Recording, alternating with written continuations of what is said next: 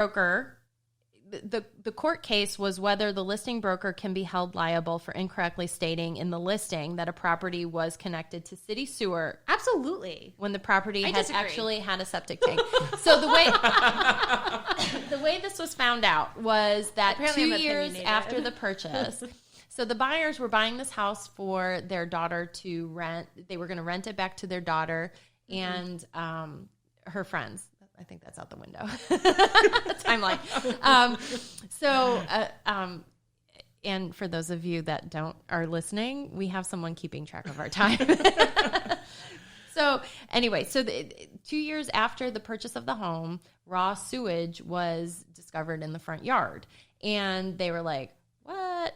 And then they had a plumber come out, and the plumber was like, this is not on city sewer. This is actually a septic tank. And there's a leak in the septic tank. So the buyers sued for the repair. Yeah, for the repair. And then another leak had happened. So then they eventually hooked up to the city sewer. And so the lawsuit was for the damages that they had. So I have a question for you then. So in a listing appointment, did you ask that question? And what if the yes? It's on our property disclosure. So what if they told you wrong? Rural area. I will ask if it's well and septic. There's areas in Columbus that have well and septic though too. Absolutely.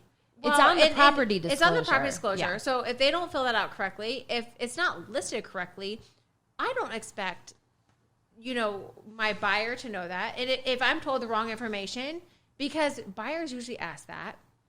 And honestly, like for someone to blame an inspector, like that's not okay. But so it seems like in this case, it would have to be the property disclosure. Was blamed. So property disclosure, absolutely. So if the property disclosure why was it not correct, filled out correctly? And then the MLS information was entered incorrectly. So Can I say point. something? I definitely see your point. So excuse me. Pardon me. There's a little bit more to the story. She's not giving us all that information. Well, it's a conversation. So on the MLS listing on the selling side, it says information deemed reliable but not guaranteed. Okay. When the buyer's agent printed out the listing, it did not have that on there. What did it have on the property disclosure?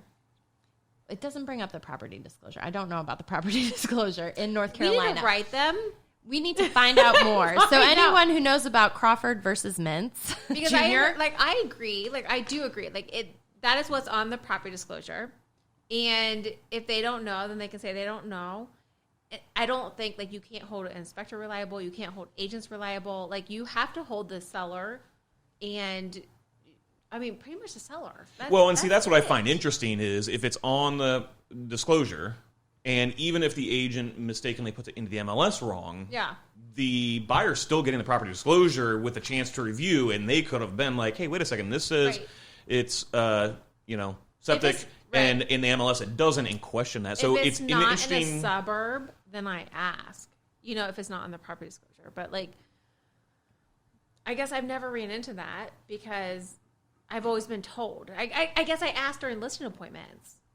Do you ask about well and sewer and septic? And if it's not in a suburb. Like I had a Pataska listing and they had a well, but they also had city water. Because I have had it come up where it's indicated as, well, so I had a house that was in Columbus and it was on septic.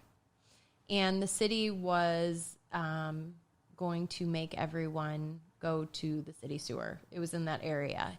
And it wasn't a thing when the seller was selling. It was not, it had been a thing. And then the company that the city hired went out of business.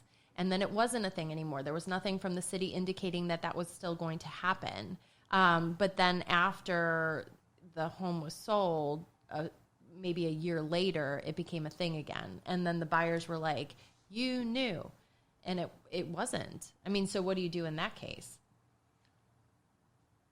it's, It's all lawsuit. I mean, it's really what an attorney sees. Well, and that's ultimately what every answer is that we end up giving, right? I mean, and and this is just more so my curiosity. Like, would they have not purchased that property had they known that information, or is it they're just upset? They so just they're got trying mad to get that they somebody had to hook up. Yeah, correct. Somebody else sued, or something happened, so that's why they sued, as opposed to, oh, yeah, we wouldn't have purchased the property. I just kind of feel like as a real estate agent, when I go to a property, you see certain things that would indicate well and septic or sewer hookup. I mean, you see those caps, like the septic caps. And, not everything that's on septic has a well, and not everything that has a well necessarily has septic. But you do see indications of that, which would lead me to think, let's maybe look at the property disclosure. And So you think the listing agent should have been sued?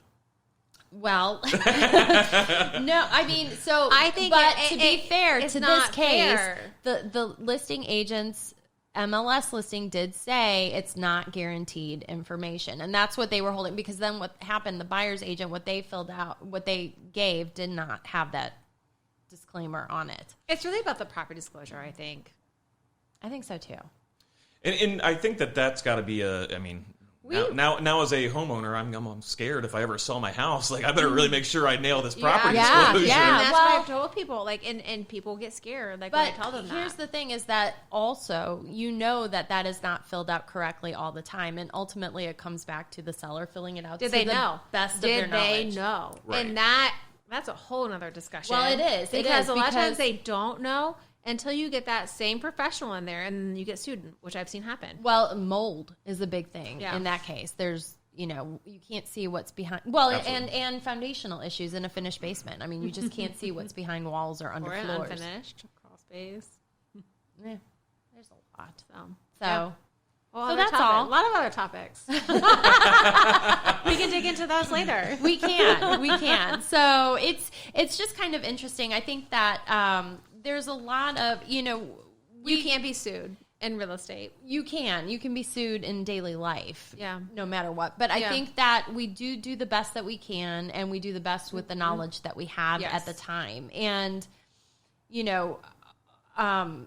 just don't lie. Well, that's it. I mean, if you don't lie, live your life, don't lie. Yeah, if you don't lie, then you're probably going to be good to go. I was going to say, it definitely seems like that full disclosure is better, in the long run. While, absolutely. Yes, maybe you think, and I think some people overestimate what somebody else is going to perceive as a problem, and, but it's better to give that full disclosure and say, hey, this is exactly what I know. Yeah. And, if there's a minor problem, you fix it on the front end, and it's going to be, it's an ounce of prevention instead of a pound of cure, right? For the first question, it was... There was water intrusion, but some people care about that, some people don't. Like, where are you buying? Like, it's normal downtown. I think that right. So it just depends. Yeah. Like, it's really like, it just depends. Yeah, it all depends. But always tell the truth. Don't lie. Don't lie. Buy a house. That was amazing. You both just locked eyes and knew what to do. We do this together. All right. Well, cheers, everyone. Cheers, everyone. Clink, clink, clink, clink. All right. Bye. Bye.